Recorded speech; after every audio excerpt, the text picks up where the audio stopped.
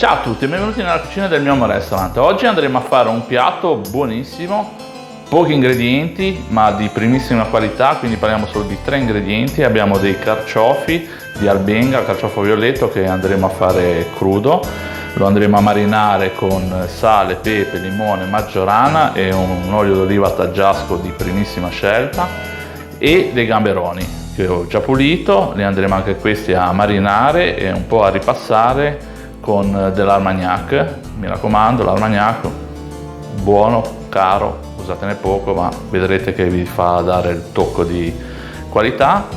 E per chiudere il piatto andremo a fare un uovo cotto a bassa temperatura, quindi l'uovo è già pronto, potete guardare nei tutorial come l'ho preparato e anche per i carciofi come li vado a pulire e a marinare. Adesso andiamo a preparare i gamberi, quindi vado a marinare i gamberi. Spremiamo mezzo limone, andiamo a mettere il succo sopra i gamberi, poi andiamo a aggiustare di sale, di pepe e poi il nostro olio d'oliva extravergine taggiasco di cervo, buonissimo. Una bella girata, lasciamo marinare per circa mezz'oretta, poi una parte li andiamo a tagliare perché li andremo a mettere crudi nei carciofi di Albenga violetto che abbiamo pulito e marinati anche loro in precedenza, e questa tecnica la potete vedere sempre nelle schede allegate. E il restante adesso siamo pronti, li andiamo a mettere in una bella padella rovente, li cominciamo a saltare proprio velocemente, poi li andiamo a sfumare con il nostro Armagnac, anche lì proprio una bella fiammata e via, stando molto attenti a non andare a rovinare il gambero. E il tempo di cottura è quello che vedete, proprio 6-10 secondi, non di più, e sono pronti.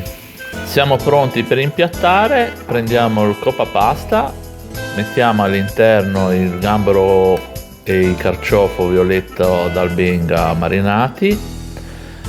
Prepariamo il nostro basamento cercando di lasciare un piccolo spazio per l'uovo cotto a bassa temperatura, eccolo qui, aggiustato di sale, di pepe, e lo andiamo a mettere sopra nel centro.